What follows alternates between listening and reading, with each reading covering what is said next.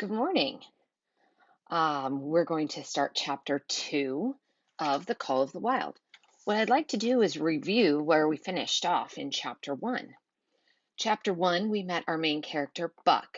Buck is a St. Bernard Shepherd Cross who was the property of a rich judge in Southern California. This book takes place in 1867 during the time of the Klondike Gold Rush. So dogs were being bought, stolen in this case, and taken to the north where they could pull sleds so people could go into Canada and Alaska and start digging for gold.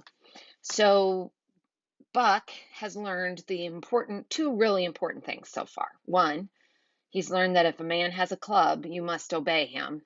And he's learned that he's in the north, he has learned about snow. So we're picking up in chapter 2. Chapter 2 is called The Law of Club and Fang. Buck's first day on the Daya beach was like a nightmare. Every hour was filled with shock and surprise. He'd been suddenly jerked from the heart of civilization and flung into the heart of things primordial. No lazy, sun-kissed life was this, with nothing to do but loaf and be bored. Here was neither peace, nor rest, nor a moment's safety. All was confusion and action, and every moment life and limb were in peril. There was imperative need to be constantly alert, for these dogs and men were not town dogs and men, they were savages, all of them, who knew no law but the law of club and fang. He had never seen dogs fight as these wolfish creatures fought, and his first experience taught him an unforgettable lesson. It is true, it was a vicarious experience, else he would not have lived to profit from it. Curly was the victim. They were camped near the log store where she, in her friendly way, made advances to a husky dog the size of a full-grown wolf, though not half so large as she. There was no warning, only a leap like a flash, a metallic clip of teeth, a leap out equally swift, and Curly's face was ripped open from eye to jaw. It was the wolf manner of fighting, to strike and leap away, but there was more to it than this. 30 or 40 huskies ran to the spot and surrounded the combatants in an intent and silent circle. Buck did not comprehend that silent intentness, nor the eager way with which they were licking their chops. Curly rushed her antagonist, who struck again and leaped aside. He met her next rush with his chest in a peculiar fashion that tumbled her off her feet. She never regained them. This was what the onlooking huskies had waited for. They closed in upon her, snarling and yelping, and she was buried, screaming with agony, beneath the bristling mass of bodies. So sudden was it, and so unexpected, that Buck was taken aback. He saw Spitz run out his scarlet tongue in a way he had of laughing, and he saw Francois, swinging an axe, spring into the mess of dogs. 3 men with clubs were helping him to scatter them. It did not take long. 2 minutes from the time Curly went down, the last of her assailants were clubbed off. But she lay there, limp and lifeless, in the bloody, trampled snow, almost literally torn to pieces. The swart fellow standing over her and cursing horribly. The scene often came back to Buck to trouble him in his sleep. So that was the way. No fair play. Once down, that was the end of you. Well, he would see to it that he never went down. Spitz ran out his tongue and laughed again, and from that moment Buck hated him with a bitter and deathless hatred. Before he had recovered from the shock caused by the tragic passing of Curly, he received another shock. Francois fastened upon him an arrangement of straps and buckles. It was a harness, such as he had seen the grooms put on the horses at home, and as he had seen horses work, so he was set to work, hauling Francois on a sled to the forest that fringed the valley, and returning with a load of firewood. Though his dignity was sorely hurt by thus being made a draft animal, he was too wise to rebel. He buckled down with a will and did his best, though it was all new and strange. Francois was stern, demanding, insistent. instant obedience. And by virtue of his whip, receiving instant obedience, while Dave, who was an experienced wheeler, nipped Buck's hindquarters whenever he was in error. Spitz was the leader, likewise experienced, and while he could not always get at Buck, he growled sharp reproof now and again, or cunningly threw his weight in the traces to jerk Buck into the way he should go. Buck learned easily, and under the combined tuition of his two mates and Francois, made remarkable progress. Ere they returned to camp, he knew enough to stop at Hoe, to go ahead at Mush, to swing wide on the bends, and to keep clear of the wheeler when the loaded sled dogs shot downhill at their heels. "Tree ver good dogs," Francois told Perrault. "Dat Buck, him pull like hell. I teach him quick as anything." By afternoon, Perrault, who was in a hurry to be on the trail with his dispatches, returned with two more dogs. Billy and Joe, he called them, two brothers, and true huskies both. Sons of the one mother though they were as different as day and night. Billy's one fault was his excessive good nature, while Joe was the very opposite, sour and introspective, with a perpetual snarl and a malignant eye. Buck received them in comradely fashion. Dave ignored them, while Spitz proceeded to thrash first one and then the other. Billy wagged his tail appeasingly, turned to run when he saw that appeasement was of no avail, and cried, still appeasingly, when Spitz's sharp teeth scored his flank. But no matter how Spitz circled, Joe whirled around on his heels to face him, mane bristling, ears laid back, lips writhing and snarling, jaws clipping together as fast as he could snap, and eyes diabolically gleaming, the incarnation of belligerent fear. So terrible was his appearance that Spitz was forced to forego disciplining him. But to cover his own discomfiture, he turned upon the inoffensive and wailing Billy and drove him into the confines of camp. By evening, Perrault secured another dog, an old husky, long and lean and gaunt, with a battle-scarred face and a single eye, which flashed a warning of prowess that commanded respect. He was called Sol-leks, which means the angry one. Like Dave, he asked nothing, gave nothing, expected nothing, and when he marched slowly and deliberately into their midst, even Spitz left him alone. He had one peculiarity which Buck was unlucky enough to discover. He did not like to be approached on his blind side. Of this offense Buck was unwittingly guilty, and the first knowledge he had of his indiscretion was when Sol-leks whirled upon him and slashed his shoulder to the bone for 3 inches up and down. Forever after, Buck avoided his blind side, and to the last of their comradeship had no more trouble. His only apparent ambition, like Dave's, was to be left alone, though, as Buck was afterward to learn, each of them possessed one other and even more vital ambition. That night, Buck faced the great problem of sleeping. The tent, illumined by a candle, glowed warmly in the midst of the white plain, and when he, as a matter of course, entered it, both Perrault and Francois bombarded him with curses and cooking utensils, till he recovered from his consternation and fled ignominiously into the outer cold. A chill wind was blowing that nipped him sharply and bit with a special venom into his wounded shoulder. He lay down on the snow and attempted to sleep, but the frost soon drove him shivering to his feet. Miserable and disconsolate, he wandered about among the many tents, only to find that one place was as cold as another. Here and there savage dogs rushed upon him, but he bristled his neck hair and snarled, for he was learning fast, and they let him go his way unmolested. Finally, an idea came to him. He would return and see how his own teammates were making out. To his astonishment, they had disappeared. Again he wandered about through the great camp, looking for them, and again he returned. Were they in the tent? No, that could not be, else he would not have been driven out. Then where could they possibly be? With drooping tail and shivering body, very forlorn indeed, he aimlessly circled the tent. Suddenly, the snow gave way beneath his forelegs, and he sank down. Something wriggled under his feet. He sprang back, bristling and snarling, fearful of the unseen and unknown. But a friendly little yelp reassured him, and he went back to investigate. A whiff of warm air ascended to his nostrils, and there, curled up under the snow in a snug ball, lay Billy. He whined placatingly, squirmed and wriggled to show his goodwill and intentions, and even ventured, as a bribe for peace, to lick Buck's face with his warm, wet tongue. Another lesson. So that was the way they did it, eh? Buck confidently selected a spot and, with much fuss and wasted effort, proceeded to dig a hole for himself. In a trice, the heat from his body filled the confined space, and he was asleep.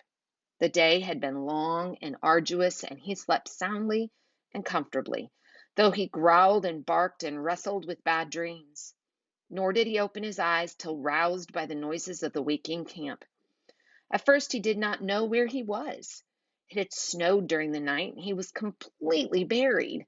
The snow walls pressed him on every side, and a great surge of fear swept through him, the fear of the wild thing for the trap. It was a token that he was harking back through his own life to the lives of his forebears. For he was a civilized dog, an unduly civilized dog, and of his experience knew no trap, and so could not of himself fear it. The muscles of his whole body contracted spasmodically and instinctively. The hair on his neck and shoulder stood on end, and with a ferocious snarl, he bounded straight up into the blinding day, the snow flying about him in a flashing cloud. Ere he landed on his feet, he saw the white camp spread out before him, and knew where he was, and remembered all that had passed from the time he went for a stroll with Manuel to the hole he had dug for himself the night before. A shout from Francois hailed his appearance. "What I say?" the dog driver cried to Perrault. "Dat Buck for sure learn quick as anyting." Perrault nodded gravely. As courier for the Canadian government bearing important dispatches, he was anxious to secure the best dogs, and he was particularly gladdened by the possession of Buck. 3 more huskies were added to the team inside of an hour, making a total of 9. And before another quarter of an hour had passed, they were in harness and swinging up the trail toward the Daya Canyon. Buck was glad to be gone, and though the work was hard, he found he did not particularly despise it. He was surprised at the eagerness which animated the whole team and which was communicated to him, but still more surprising was the change wrought in Dave and Sol-leks. They were new dogs, utterly transformed by the harness. All passiveness and unconcern had dropped from them. They were alert and active, anxious that the work should go well, and fiercely irritable with whatever, by delay or confusion, retarded that work. The toil of the traces seemed the supreme expression of their being, and all that they lived for, and the only thing in which they took delight. Dave was wheeler or sled dog. Pulling in front of him was Buck. Then came Sol-leks. The rest of the team was strung out ahead, single file to the leader, which position was filled by Spitz. Buck had been purposely placed between Dave and Sol-leks so that he might receive instruction. Apt scholar that he was, they were equally apt teachers, never allowing him to linger long in error and enforcing their teaching with their sharp teeth. Dave was fair and very wise. He never nipped Buck without cause, and he never failed to nip him when he stood in need of it. As Francois's whip backed him up, Buck found it to be cheaper to mend his ways than to retaliate. Once, during a brief halt, when he got tangled in the traces and delayed the start, both Dave and Sol-leks flew at him and administered a sound trouncing. The resulting tangle was even worse, but Buck took good care to keep the traces clear thereafter. And ere the day was done, so well had he mastered his work, his mates about ceased nagging him. Francois's whip snapped less frequently, and Perrault even honored Buck by lifting up his feet and carefully examining them. It was a hard day's run, up the canyon, through sheep camp, past the scales in the timberline, across glaciers and snowdrifts hundreds of feet deep, and over the great Chilkoot Divide, which stands between the salt water and the fresh, and guards forbiddingly the sad and lonely north. They made good time down the chain of lakes which fills the craters of extinct volcanoes, and late that night pulled into the huge camp at the head of Lake Bennett, where thousands of gold seekers were building boats against the breakup of the ice in the spring. Buck made his hold in the snow and slept the sleep of the exhausted just, but all too early was routed out in the cold darkness and harnessed with his mates to the sled. That day they made 40 miles, the trail being packed. But the next day and for many days to follow, they broke their own trail, worked harder, and made poorer time. As a rule, Perrault traveled ahead of the team, packing the snow with webbed shoes to make it easier for them. Francois, guiding the sled with the gee pole, sometimes exchanged places with him, but not often. Perrault was in a hurry, and he prided himself on his knowledge of ice, which knowledge was indispensable, for the fall ice was very thin, and where there was swift water, there was no ice at all. Day after day, for days unending, Buck toiled in the traces. Always they broke camp in the dark, and the first gray of dawn found them hitting the trail with fresh miles reeled off behind them. And always they pitched camp after dark, eating their bits of fish and crawling to sleep into the snow. Buck was ravenous. The pound and a half of sun-dried salmon, which was his ration for each day, seemed to go nowhere. He never had enough and suffered from perpetual hunger pangs. Yet the other dogs, because they weighed less and were born to the life, received a pound only of the fish and managed to keep in good condition. He swiftly lost the fastidiousness which had characterized his old life. A dainty eater, he found that his mates, finishing first, robbed him of his unfinished ration. There was no defending it.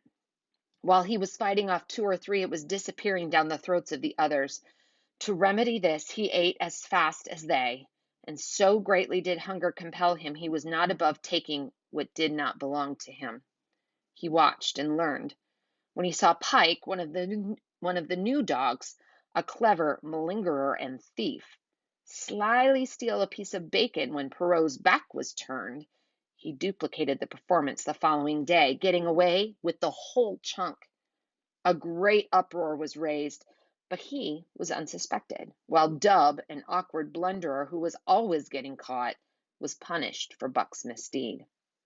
The first theft marked Buck as fit to survive in the hostile Northland environment.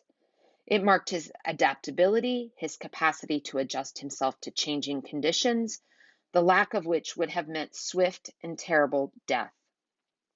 It marked, further, the decay of or going to pieces of his moral nature, a vain thing and a handicap in the ruthless struggle for existence. It was all well enough in the Southland, under the law of love and fellowship, to respect private property and personal feelings. But in the Northland, under the law of club and fang, whoso took such things into account was a fool, and insofar as he observed them, he would fail to prosper. Not that Buck reasoned it out. He was fit, that was all, and unconsciously he accommodated himself to the new mode of life. All his days, no matter the odds, he had never run from a fight. But the club of the man in the red sweater had beaten him into a more fundamental and primitive code. Civilized, he could have died for moral consideration, say the defense of Judge Miller's riding whip. But the completeness of his decivilization was now evidenced by his ability to flee from the defense of a moral consideration and so save his hide. He did not steal for joy of it, but because of the clamor of his stomach. He did not rob openly, but stole secretly and cunningly out of respect for club and fang. In short, the things he did were done because it was easier to do them than not to do them. His development, or retrogression, was rapid. His muscles became hard as iron, and he grew callous to all ordinary pain. He achieved an internal as well as external economy. He could eat anything, no matter how loathsome or indigestible, and once eaten, the juices of his stomach extracted the last, least particle of nutriment, and his blood carried it to the farthest reaches of his body, building it into the toughest and stoutest of tissues. Sight and scent became remarkably keen, while his hearing developed such acuteness that in his sleep he heard the faintest sound and knew whether it heralded peace or peril. He learned to bite the ice out with his teeth when it collected between his toes, and when he was thirsty and there was a thick scum of ice over the water hole, he would break it by rearing back and striking it with stiff forelegs. His most conspicuous trait was an ability to scent the wind and forecast it a night in advance. No matter how breathless the air when he dug his nest by tree or bank, the wind that later blew inevitably found him to leeward, sheltered and snug. And not only did he learn by experience, but instincts long dead became alive again. The domesticated generations fell from him. In vague ways, he remembered back to the youth of the breed, to the time the wild dogs ranged in packs through the primeval forest and killed their meat as they ran it down. It was no task for him to learn to fight with cut and slash and the quick wolf snap. In this manner, he fought forgotten ancestors. They quickened the old life within him, and the old tricks which they had stamped into the heredity of the breed were his tricks. They came to him without effort or discovery, as though they had always been his. And when, on the still cold nights, he pointed his nose at a star and howled long and wolf-like, it was his ancestors, dead and dust, pointing nose at a star and howling down through the centuries and through him. And his cadences were their cadences, the cadences which voiced their woe and what to them was the meaning of the stillness and the cold and the dark. Thus, as token of what a puppet thing life is, the ancient song surged through him, and he came into his own again. And he came because men had found a yellow metal in the north, and because Manuel was a gardener's helper whose wages did not lap over the needs of his wife and diverse small copies of himself.